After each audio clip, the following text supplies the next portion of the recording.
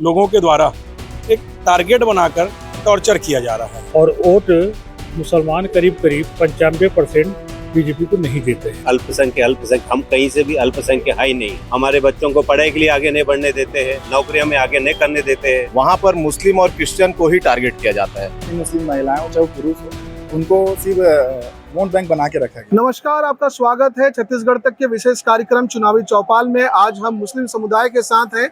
मैं मनीष शरण आपसे बताना चाहूंगा कि मुसलमानों को लेकर जिस तरह के सर्कमस्टेंसेस इस वक्त बने हैं पूरे देश में और कमोबेश छत्तीसगढ़ में, क्योंकि चुनाव होने वाले हैं, तो ऐसे में हम मुस्लिम वोटरों से ही जानेंगे कि आखिरकार एक मुस्लिम वोटर क्या चाहता है पॉलिटिकल पार्टी के लोगों से और क्या उनके मैनिफेस्टो में मुस्लिमों के लिए होना चाहिए, वो जानना चाहेंगे। सबसे पहला सवाल एक युवा से करना चाहेंगे। मुसलमानों को अल्पसंख्यक कह के देखा जाता है, लेकिन अल्पसंख्यक तो और भी बहुत सारे लोग हैं, सिर्फ मुसलमानों की बात क्यों होती है? मुसलमान लोगों की मेजॉरिटी हिंदुस्तान में बहुत ज़्यादा है, इसमें कोई दो राय नहीं है। और मुसलमान लोगों को कुछ वर्षों से कुछ विशेष लोगों के द्वारा एक टारगेट बनाकर टॉर्चर किया जा रहा है। तो ये साफ हो जाता है कि मुसलमानों को टारगेट किया गया, टॉर्चर किया गया, और क्योंकि संख्या में ज़्यादा है तो उन्हीं की बात ज़्यादा होती, तो जिनकी ज़्यादा बात होती है उन्हीं से जानना चाहेंगे। आप जब विधानसभा में वोट करोगे छत्तीसगढ़ में, क्या देखोगे, किसको वोट करोगे, क्या पॉलिटिकल एजेंडा होगा आपके पास? मैं थोड़ा सा इसी से लगा हुआ बात कर लूं जी। अभी वर्तमान में मोदी जी की एक योजना चल रही है, वन नेशन वन इलेक्शन। उस संबंध में मैं ये कहना चाहता हूँ कि ये कोई नई बात है नहीं। बिना भारत में जो पहला चुनाव हुआ है 1957 में, 1957 से लेके 77 तक एक इलेक्शन होता था, लोकसभा और विधानसभा का। अगर हम अपने मूल विषय पे रहें, आज जिस हाँ जी 2 मिनट बस। 77 तक दोनों चुनाव एक साथ होते थे, वन इलेक्शन था। 77 के बाद इंदिरा गांधी जब चुनाव जीती तो उन्होंने यूपी में एक देखिए, हम इतिहास की बातें बाद में करेंगे। हम चाह रहे हैं कि एक मुसलमान वोटर होने के नाते आप क्या चाहते हैं स्टेट गवर्नमेंट से, पॉलिटिकल पार्टी से, ये बताएं। अच्छा, सिर्फ आप मुसलमानों का जानते हैं? जी ठीक। क्या आपको समझ में आ रहा है कि मैं क्या पूछ रहा हूँ? मैं आपको बता दीजिए। आप जो बोल रहे हैं अभी उसका जन्म निर्धारण ये है कि अभी जो वहाँ चल रहा है हिमाचल प्रदेश में, हिंदुस्तानी मुसलमानों को भगाओ, वो योजना जो है वो प्री प्लान्ड है, आरएसएस की बनाई हुई योजना है। उससे मुसलमान धीरे धीरे पीड़ित होता जा रहा है हर जगह का। जी, ये जब मुसलमान पीड़ित होएगा, हर जगह से पीड़ित होएगा, कहाँ जाएगा? क्या लग रहा है कि क्या और कोई देश बनाना पड़ेगा मुसलमानों के लिए? असंभव चीज है, ये सब असंभव है। ये केवल वोट की राजनीति है और वोट मुसलमान करीब 95% बीजेपी को नहीं देते हैं। तो क्या कांग्रेस एकमात्र विकल्प है आपके पास? कांग्रेस विकल्प है, लेकिन कांग्रेस आज छत्तीसगढ़ में 15% मुसलमान है।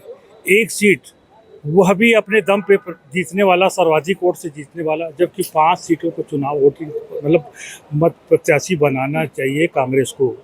कांग्रेस को तो वोट हम 70 साल से देते आ रहे हैं, लेकिन कांग्रेस हर जगह मंत्री बनाएगी तो एक, प्रत्याशी बनाएगी तो एक। यह कांग्रेस से हमारा थोड़ा सा ये विरोधाभास है। छत्तीसगढ़ कांग्रेस में इस बात को लेके नाराजगी है मुसलमानों को कि केवल 1 सीट या 2 सीट देकर जो मुसलमान कैंडिडेट है उनको नेतृत्व दिया जाता है। क्या लग रहा है, क्या सोच होगी इसके पीछे? ये है कि यहाँ के मुसलमानों को आज तक का जितनी भी हुआ है, सिर्फ अल्पसंख्यक हम कहीं से भी अल्पसंख्यक है ही नहीं। क्योंकि अल्पसंख्यक सिर्फ पारसी हो सकते हैं, क्योंकि हम सेकंड सबसे हाईएस्ट जनसंख्या है। लेकिन क्या है, हमको जानबूझ के ये इस चीज़ों को फंसाया जा रहा है ताकि अल्पसंख्यक होने से 1-2 मांगों को लेकर पूरा कर दे, है ना। उनकी वो मेंटलिटी इसीलिए बना के रखे हैं ताकि हम अल्पसंख्यक नीचे दबे हुए लोग हैं, हमारे बच्चों को पढ़ाई के लिए आगे नहीं बढ़ने देते हैं, नौकरियों में आगे नहीं करने देते हैं, ताकि उनकी इंटेंशन ऐसा है कि ताकि मुस्लिम कम आगे नहीं बढ़े। ये सारा कुछ आपने किसी रिसर्च पेपर में पढ़ा है या फिर व्हाट्सएप से जाना है? नहीं, ये तो हम तो मैंने रिसर्च किया था। आप कहीं भी जाओ चेक कर लीजिए, गूगल में चेक कर लीजिए, आप कहीं भी देख लीजिए, सिर्फ मुसलमानों के ऊपर प्रताड़ित किया गया। चाहे तो ये गूगल पे भी उपलब्ध है कि मुसलमानों को किस तरह से छत्तीसगढ़ और छत्तीसगढ़ के बाहर भी प्रताड़ित किया जा रहा है। आप एक जनप्रतिनिधि, आपसे जानना चाहेंगे क्या सिर्फ मुसलमान टारगेट है या माइनॉरिटीज में और भी लोग हैं जैसे जैनी लोग हैं, सिख लोग हैं और दूसरे भी धर्म के लोग हैं, तो क्या लग रहा है कि वो टारगेट नहीं है कभी? ये देखिए, जो माइनॉरिटी का जो इन्होंने क्राइटेरिया तय किया है, माइनॉरिटी में जो हम बहुसंख्यक हैं यानी कि मुस्लिम, हमारे बाद अगर संख्या की बात करेंगे तो क्रिश्चियन आते हैं। तो आप देखेंगे कि जो केंद्र की सरकार है और जो भाजपा शासित बीजेपी के राज्य हैं, वहाँ पर मुस्लिम और क्रिश्चियन को ही टारगेट किया जाता है।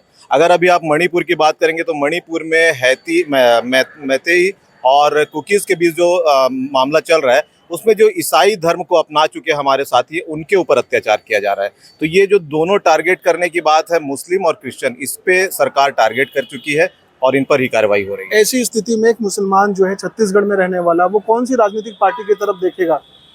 देखिए, अगर आप राजनीतिक पार्टी की बात करेंगे तो आज़ादी के बाद जब मुस्लिम कौम के लिए जितने भी काम हुए, चाहे आप वक्फ की बात करें, हज कमेटी की बात करें, मदरसा बोर्ड की बात करें, उर्दू एकेडमी की बात करें, या बड़े संस्थानों पे भारतीय मुसलमान को नौकरी देने की बात करें, तो कांग्रेस पार्टी इसमें आगे है। लेकिन कांग्रेस पार्टी ने जो बंदे को जो है टिकट दी और वो भारी मतों से जीता भी, एक मंत्री मोहम्मद अकबर होता है। क्या लग रहा है कि जो माइनॉरिटीज का नंबर, उस हिसाब से कैंडिडेट का नंबर ज्यादा होना चाहिए था? देखिए, अगर हम इस पे बात करेंगे तो आपकी बातों से मैं बिल्कुल सहमत नहीं हूं, क्योंकि जिस विधानसभा से मोहम्मद अकबर जी चुनाव जीत कर आए हैं, वहां मुस्लिमों की संख्या केवल 5000 थी और मोहम्मद अकबर कैंडिडेट की बात कर रहे हैं, नंबर ऑफ कैंडिडेट ज्यादा होने चाहिए थे। नहीं, देखिए, अभी की जो राजनीति है वो जातिगत समीकरणों पे ध्रुवीकरण होती है और जातिगत समीकरण को देख के टिकट दिया जाता है। लेकिन कांग्रेस पार्टी ने, चूंकि मोहम्मद अकबर जी बहुत अनुभवी लीडर है कांग्रेस के, इसलिए उन्हें टिकट दिया।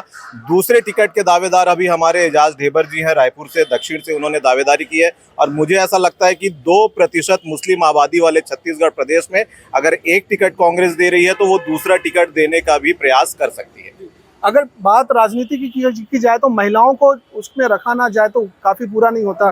कई ऐसे लीडर हैं जो माइनॉरिटीज से आई, खासकर मुस्लिमों से आई। महिलाओं के लिए जो कुछ हो लगता है काफी है कि अभी कुछ बाकी है? बाकी नहीं है कुछ भी। हम लोग, जैसे मैं भी कांग्रेस की प्रदेश सचिव महिला कांग्रेस की, तो हम लोग को वहाँ पर जैसे मैं पार्टी में हमको बहुत इज्जत दी जाती है। कोई चीज़ में भी हमको ऐसा नहीं है कि आभास कराते हैं कि आप अल्पसंख्यक से हैं।